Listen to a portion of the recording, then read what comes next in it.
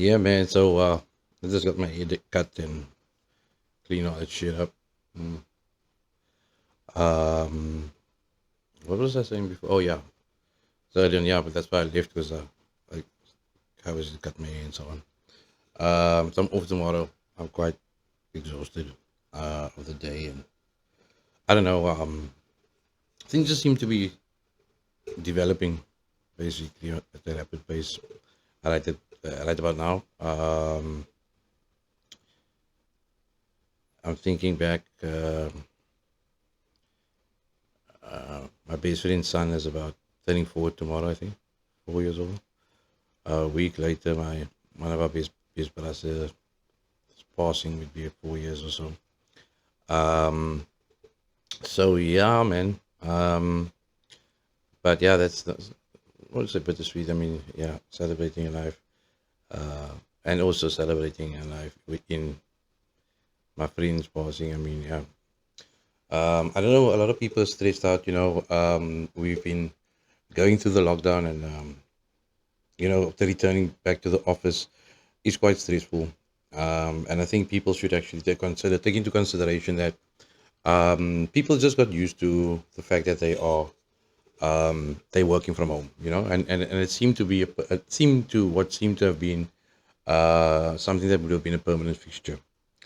And what I've noticed is I haven't been to the office on a daily basis, like most people has been forced to do this February month, because I really figured that they would keep people working from home, those that can work from home, or those who had worked for. Obviously, not in the retail setting. Retail stores couldn't be working from home unless it was an online shopping vibe, and everything got delivered, like your groceries or whatever the case may be. But those that were office bound, that have their own fiber at home and that could be set up from home, who thought it was going to be a permanent situation, who then was now returning to work. You need to obviously know that we've been working from home for about a year. Um, I know I started working at the company I'm working for in beginning November. We started working from home December. That was basically the last one to work from home, January, and then from then we came back to the office maybe periodically in the beginning, but for the better part of the year we were working from home, which we thought was going to be permanent. And in the beginning, you budgeted for your transport cost and all those kind of things. Now, upon returning out to work on a permanent basis, for most of those people that were permanently now working from the office the last couple of weeks, it would have had to have been hard because I mean January is basically the first month that you now got remunerated for the year, and then you had to go back to budgeting, like for your transport cost, which was a pretty penny. Everybody never got increases for the new year. Um, I stand corrected when I say maybe nobody got increases, given the economic standpoint at this point in time. But then it would have been unfair. So I would love to hope to think that everybody got increases. That's now a whole confusing paragraph, I say. But anyway, for the most part, people got increases. I mean, there's chances are that there's going to be cuts again here and there, and you might find yourself without employment again, and I pray that that doesn't happen, and that we can salvage whatever we can salvage, and that things don't go into that direction because of the fact that if we look at it in the perspective of um, the economic growth and so forth, I don't think job cuts is going to be a viable thing at this point in time, because people are really in need of jobs. And what I've noticed is that there's a lot of people that don't really um, care, so to speak, about people's jobs and the income and the outcome, and then also there's also the factors of people, especially young people, not knowing their rights when it comes to their job and to basic employment equity and those type of things. And it's best for you to actually educate yourself if you're going into the job market, maybe for the first time, or you have been in the job market, but you're just grown despondent in terms of how your employer is treating you, or whatever the case may be. You have the right to actually speak out for yourself and say, look, I don't like the way I've been treated. Now, yes, they are supposed to be, like the CCMA, there to protect you against unfair labor practices, and they're supposed to be there to protect the employee from whatever the case may be. However, look, let's call a spade, and whatever the case may be. Companies that once you deal repetitively with an institution, these guys, they become familiar with one another. They become friendly with one another. They become acquainted with one another because they frequent the CCMA after a while. If a company's been around for a while, they must probably been at the CCMA a couple of times, um, and that does mean that they do kind of um, develop a working relationship, so to speak, a kinship, so to speak, a sort of fraternity brotherhood type thing, where you as the complainant, you must probably find yourself there once, maybe twice in your lifetime. And the one time that you find yourself there, you'll only find yourself there that one time because of the fact that that one time they didn't help you. As a matter of fact, they ruled against you, and you figure that you'll never make use of the place again. The attitude that you'll get there is, look, that is their job. They do this every day, so whether you win or lose, they can't give a shit about you, about the outcome. They're still gonna get paid for it, which is actually a shitty attitude to have, to be honest with you, because you see, they will have mediation, and that takes a half an hour for you guys to come to a amicable conclusion. Employees are basically just gonna say no, no, no, no, no. The half an hour is gonna run out. They're gonna say, okay, we're gonna go into arbitration next week. Obviously, the employers, they can afford to do that because they financially settle, so they can financially afford to waste time. Yourself as the employee that's trying to defend, though, you've not lost your job a month ago or whenever. You don't have any money so you want to get everything done. Okay, but you come back next month when they schedule you next month to come. You come there to have the hearing thing, you hear the arguments, and let's say it doesn't go in your favor, you then go into overtime, etc. They will then tell you. Now, and here's the messed up part.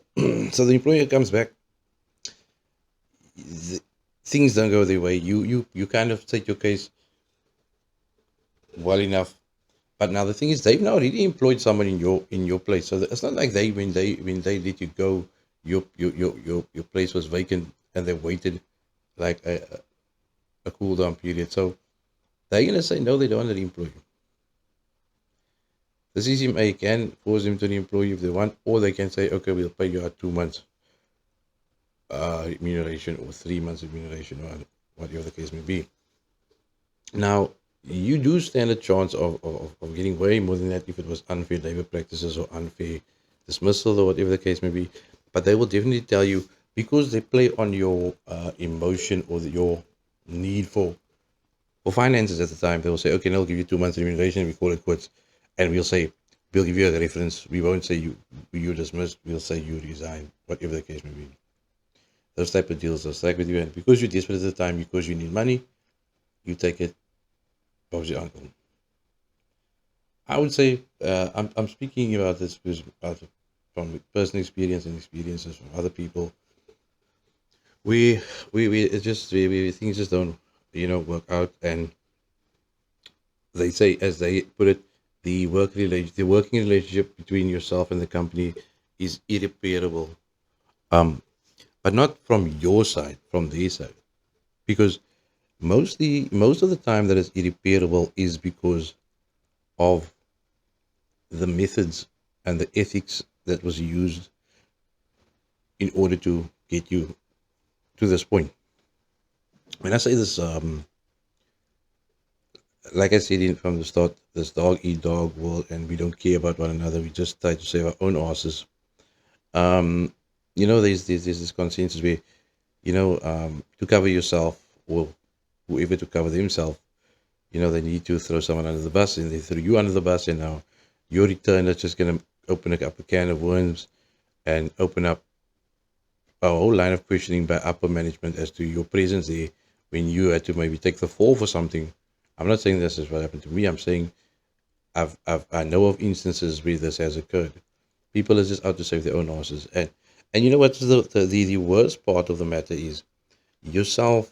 If you a lower level employee, you don't have the ability to defend yourself to higher management if it gets asked, because something between yourself, if you're a entry level employee, and then you have your supervisors, whatever, and they the go between you and higher management. So you don't have a voice. They your voice. So whatever they say, you have no idea. Whatever they speak about you, you have no idea. Um, and this is what this and to give you an example of my scenario, I was going through some personal issues and whatever the case may be at the time. Um, we came to an amicable agreement. I was reinstated, but then I resigned afterward. But just because I needed to prove that part, that I wouldn't want to lose my job in this manner, because it's not going to sit well with, obviously, reputation wise.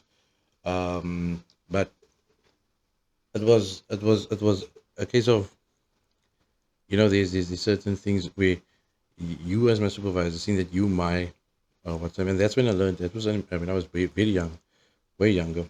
It was my second or third, no, my second or my third job there on, when the struggles was, and I thought grass is green on the other side and things didn't really work out. But you know, you tend to think everybody's intention. You learn quickly in life. Some people get to see it firsthand. You learn that there's snakes around, and sheep in wolves in sheep's clothing. But you have a personal circumstance, and because of your previous, maybe at your previous employers, they were very understanding towards um, how your mental well-being or your well-being in general. So you would have thought that maybe at the next place you work at, they would have the same approach. Unfortunately, as the years went on and as I was employed, the companies could care less and less about how you're feeling and how you're doing. As long as you're there to do the job that you get paid to do, they don't give a damn. If you just have to do your time, and that's it. So that being said, as the years went by, I can say that disappeared more and more. It's totally non-existent nowadays. Like, you just a statistic, just a number. Either putting numbers on the board and being productive, or your numbers are pathetic, and they need to either you need to bring your numbers up to par, or they need to find to replace you with someone that can bring the numbers up to par. Simple as that. And unfortunately, a lot of the times they don't study the climate. They don't try to come in to understand the dynamic of the day. So if you might fumble and drop the ball today due to factors beyond your control, but you'll just be judged for that day, the present day, and you fucked up today, and tomorrow we're gonna crucify you over that, which is blatantly unfair, but unfortunately that's how it goes. Now, in my case, things were happening. I was going through some things. I was transitioning between to going from being a teenager to being obviously a young adult. There were certain things that your first love, and things went wrong, and you were going through some shit, but whoever your supervisor was, they understood because you shared the story with them. Now, obviously, higher management doesn't know the story. So, at the end of the day, there were obviously a couple of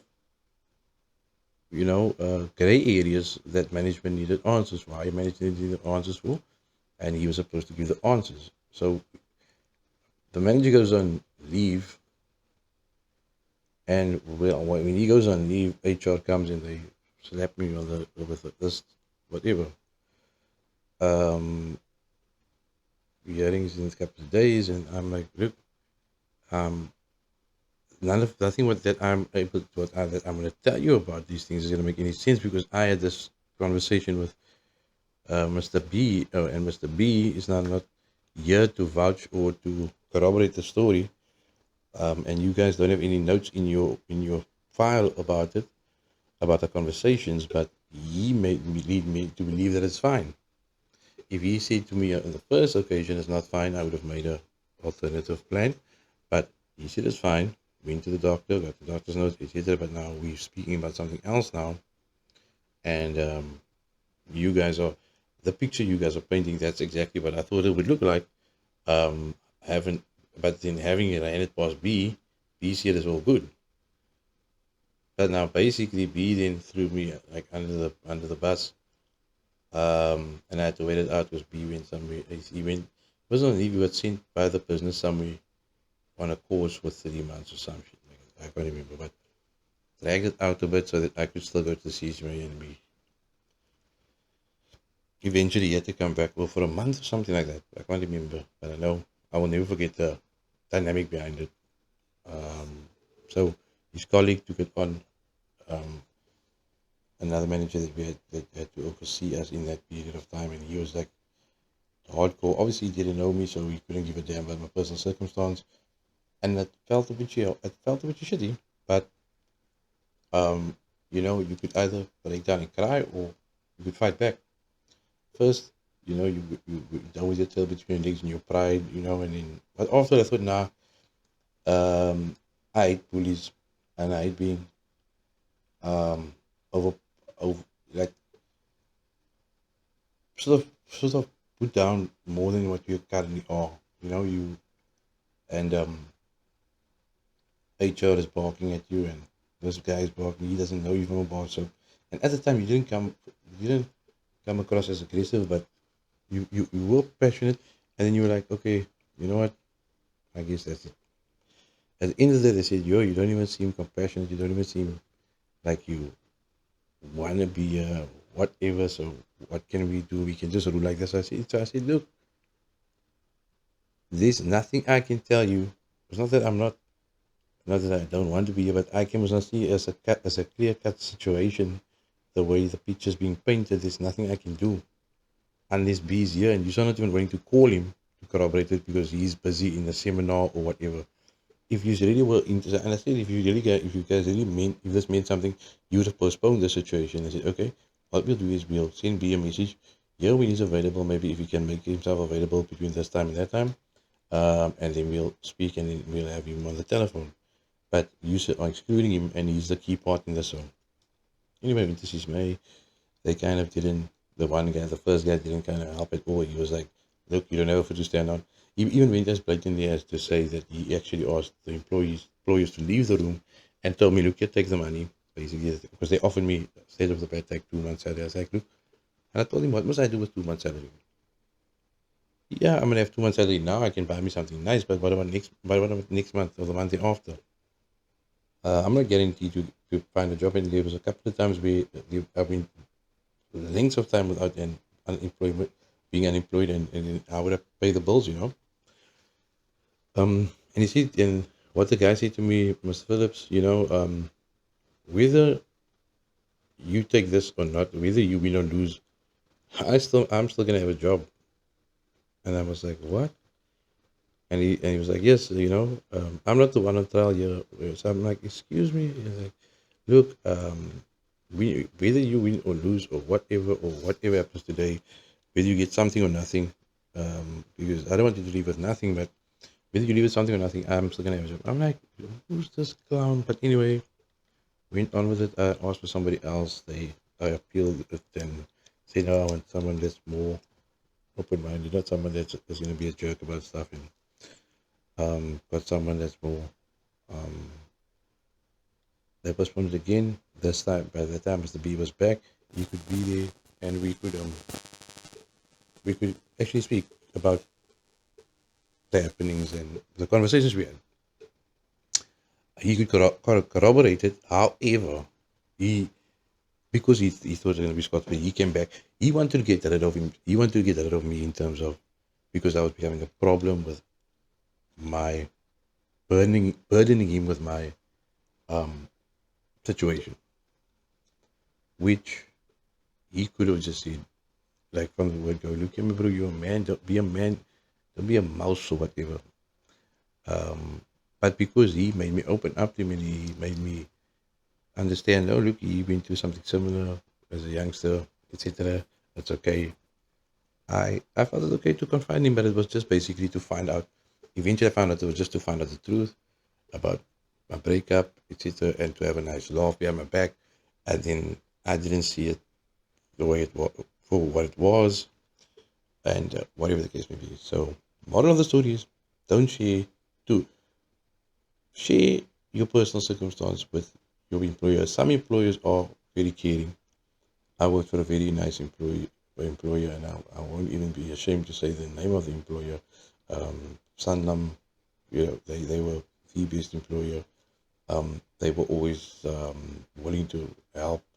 They they had like I can't remember the name of it, but like an employees helpline or whatever if you needed to talk for the counseling. ICAS, which it was there to help the employee, and if you're going through something, they were willing to help. Like if you had any alcohol or drug related issues or whatever, they would send you off to rehab, whatever the case may be. Most other some employers would rather judge you and get rid of you and not try to help you. But like I say, not that I'm saying that was the problem I had. What I'm saying is that, if need be, that's what that would have what's her name, transpired. But in any case, yeah. So my dad is contacting me quickly. So yeah, that's basically the crux of the matter. But what I'm going down to, and I've been rambling about a story of mine for about 22 minutes.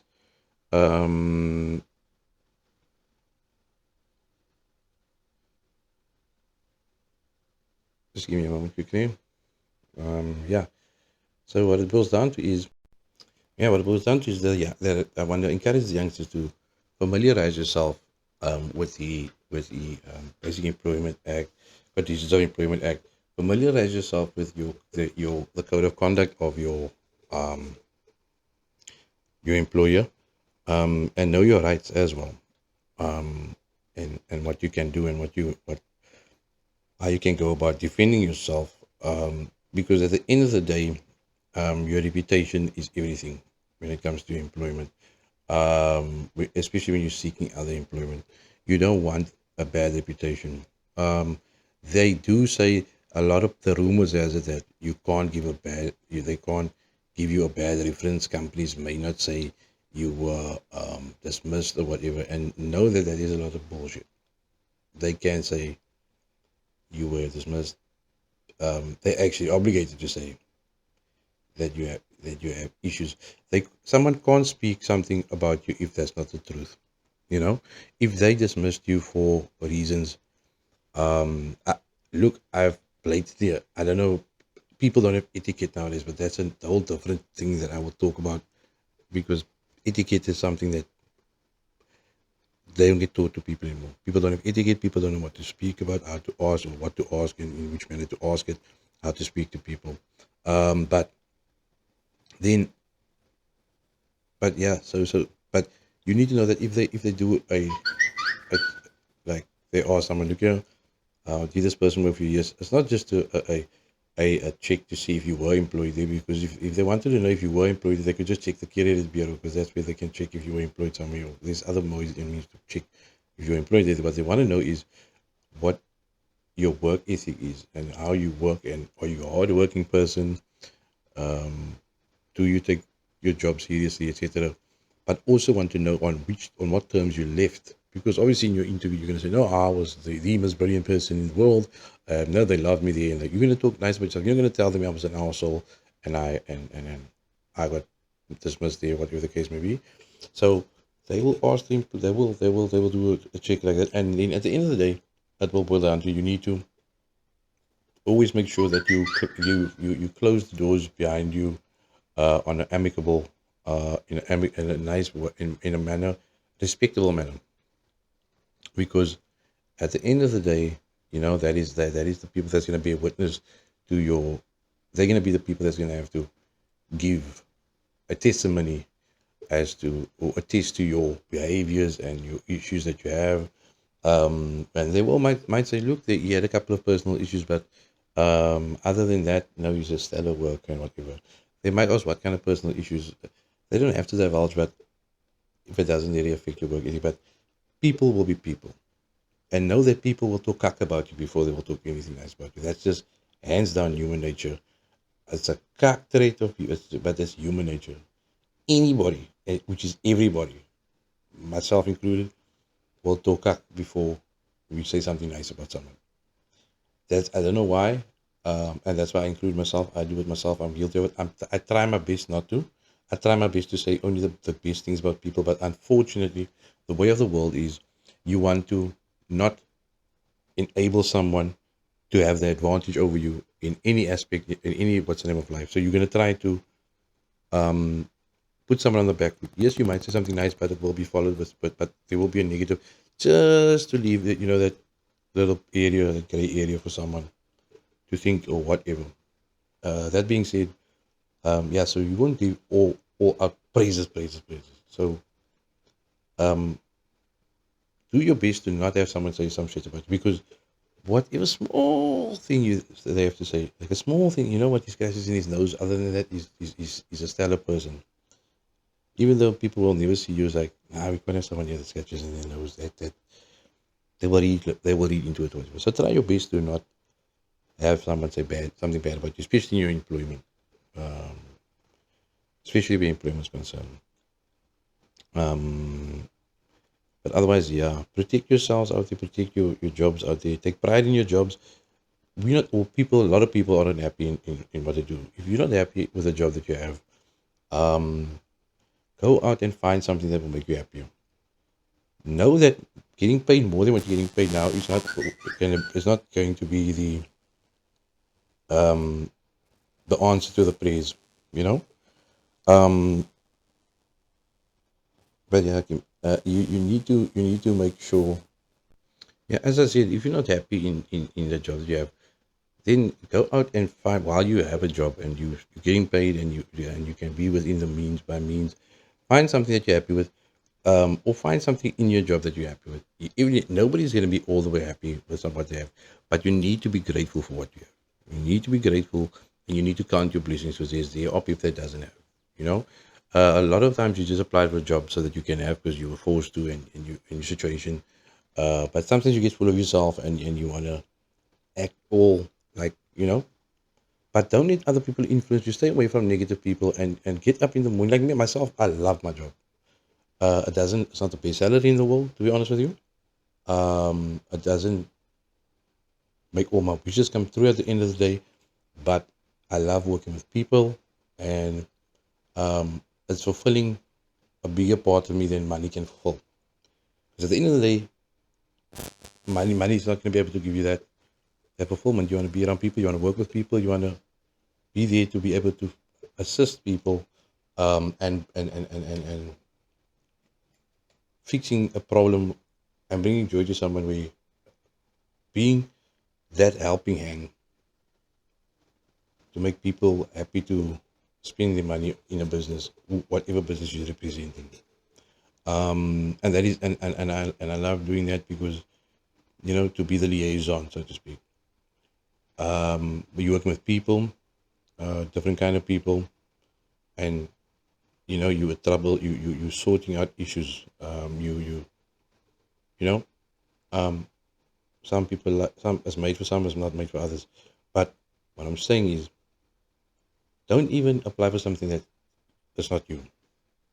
Okay, and the way, because you actually, if you get it over someone that maybe they overlooked because that person was too passionate about it, they came across a bit fucked up, and then so say somebody else that maybe would love to do what you just got to do, and then you're wasting your time and you're taking away an opportunity from someone else. But nonetheless, we all desperate, we all need an income. It's just that don't let money be the factor that determines how you feel about your job. because at the end of the day, maybe the company makes enough money where they can pay you more, and there's just some parts that's greedy, or maybe the company don't, and they can't maybe afford to pay you more, and they need more employees. They they trying to employ more people so they can spread the wealth evenly, or whatever the case may be. But at the end of the day, be happy in what you do, and you know the rest will follow. That being said, it's me, Maury P. I went skins on this one. Hopefully, people don't mind. It's not like you haven't seen a bare-chested man before. I'm definitely gonna upload this one because it's something near and dear, because yeah I see that the youth of today, they're not too educated about the Employment Equity Act and those kind of things. And I think maybe I'll just throw away a few tips in there. If there's anything that maybe you feel I can maybe be of value of to you, if there is maybe someone that's in a managerial position that would like to maybe bring me clarity from the other side of the desk, I would welcome that. And maybe just, I don't know, just educate one another, because there is a sort of consensus where management don't really mingle with the common folk. They feel that they're more superior. They're not human being. They don't speak to peasants, whatever the case may be. So if it is, I get along with anybody. So if it is, if there's someone that I can speak to, maybe in management, get some understanding of how things work, then I can maybe give it to the layman. The layman maybe, because yeah, you know, um, they used to have unions and shit like that. I don't think that shit exists anymore. Where shop stewards and all those kind of things to alleviate these kind of problems. But nonetheless, otherwise, I don't want this to go into our session. It's already past half an hour. I'll always add on later on if there's anybody that, is there something that you want me to add on to that for you. This was purely based on my personal experience. This wasn't based on factual factual data, obviously, because it did happen to myself and so on. But I'm saying I'll definitely cover it, the actual, maybe go through some of the what the basic Conditions of Employment Act says, or so on, and then we take it from there and break it down, because I don't want to make very lengthy videos. But yeah, we'll get back to it. Otherwise, I'm out. Peace.